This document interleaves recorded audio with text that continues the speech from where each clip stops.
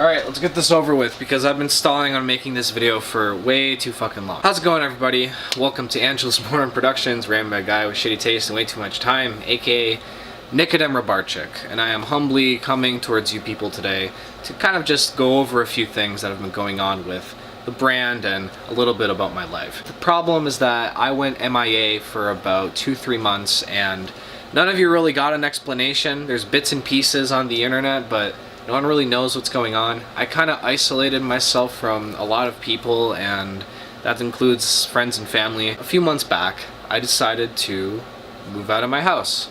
I was living with my parents, and I wanted to go on my own. So me and my girlfriend were gonna rent in Windsor, and it was gonna be fine. Basically, I had to vacate pretty quickly. I was there for a couple months, but I realized that the situation was just too dire for me to stay. And the problem was that we were out of resources to afford something new.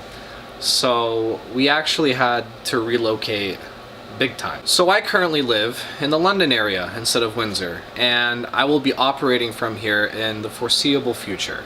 I'm pretty sure I'm staying. Now, the relocation didn't really have much to do with a scene. I mean, I love both the Windsor and the London scene. I mean, I did 5 fucking videos on the London metal scene.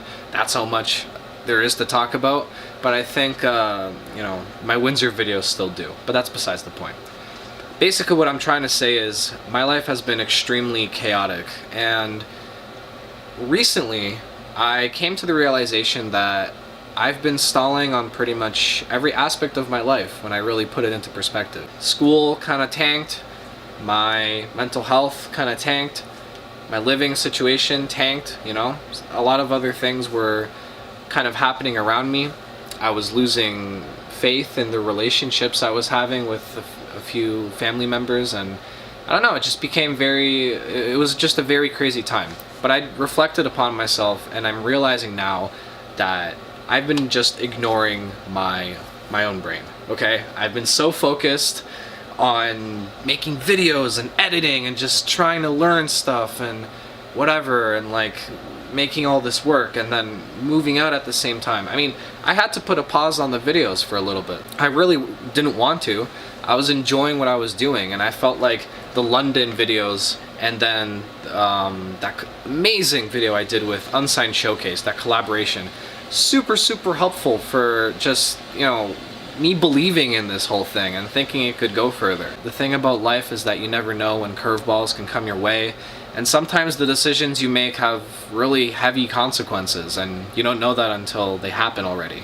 So I'm just dealing with a lot right now, but I feel like I'm slowly starting to get my shit together, and I'm coming forward with this because I just don't want to keep anyone in the dark anymore, and I want to return back. I haven't really even used Facebook since that time. Another thing that I told myself to never do again is to promise things and then not do them.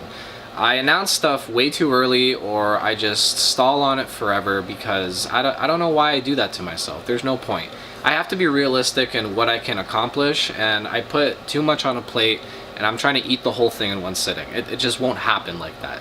And as someone who has ideas and wants to be creative with them and put them into a screen or, make them video pictures, whatever you're doing, as someone who's in that vein, I can't do that to myself because it's just going to make nothing work. So I have to do one thing at a time.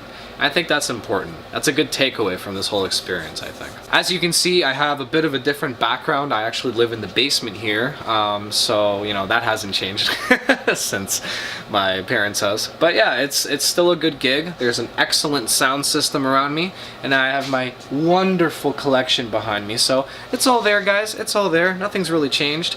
I broke a few light bulbs in the move, so I only have a USB plugged-in ring light for lighting right now, but that's okay, it's all good. It's all good in the hood. I have decided concretely that Canadian Crypt is going to solely focus on the Canadian metal scene in a fashion by going city by city by city. The thing with Canadian Crypt is that I think it has endless potential because there's so much to discover in this country. The thing is that a lot of people don't know this about Canada. Outside of Canada. Like, if you were to ask people from outside of Canada, oh, what's the Canadian metal scene sound like? they could list off like, oh, they got Cryptopsy and Cataclysm, but like, is there a sound here? Is there something that defines us? Personally, I think that Canada doesn't have like a definitive metal sound. I think certain areas maybe like you could have like, oh, there's like thrashier bands here, more melodic sounding bands here, but generally it's just a mix. You have everything here, literally everything in fucking spades. Old school death metal, technical death metal, brutal death metal, black metal, atmospheric black metal. You have grindcore bands, you have fucking a huge hardcore scene, crazy punk rock scene as well, and all the genres that come with that.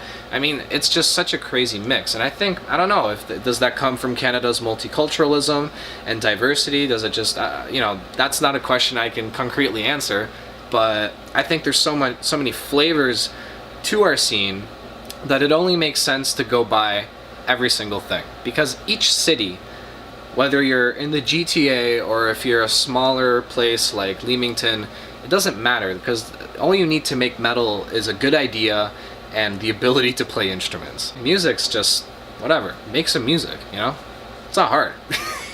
So there are plans in place for Canadian Crypts, but the problem is that I was just not able to create a direct flow of thought to really bind it all together. So now that I have more of an idea of what the fuck is going on, and a few elements of my life have recently kind of come together, I'm working now again, so I have an income. So that's kind of like, you know, shit's starting to, you know, the ball's rolling, you know. I think counseling is going to be a big help too, because I feel like I've been neglecting my mental health for a long time now, so it's gonna kind of suck to get back into it, but it's, you know, it's something you have to face when you're dealing with stuff like that. So that's pretty much all there is to say. So once again, I'm just extremely sorry for keeping people in the dark and just announcing stuff and not doing, just bullshit, okay? Everything from this point forward is gonna be run totally differently. It's still me at the helm, you know? And, you know, I don't know what the fuck I'm doing, but I'm 21 and I feel like I still have time to figure out my place in this world. So I guess that's where I'm gonna leave you off. I'm working on a Christmas special right now, and I think I'm gonna properly launch Canadian Crypts in the new year. But there will be a best of the year list video approaching December 31st. That I promise. I was supposed to make it last year. I didn't. I had half of a script and I just abandoned it because I never made a video before at that time, but now it's fucking time. So thanks again for the support, and I hope you guys have a really stressless time leading up to Christmas like I did, and have a fantastic day. So thank you very much for watching, and have a good one.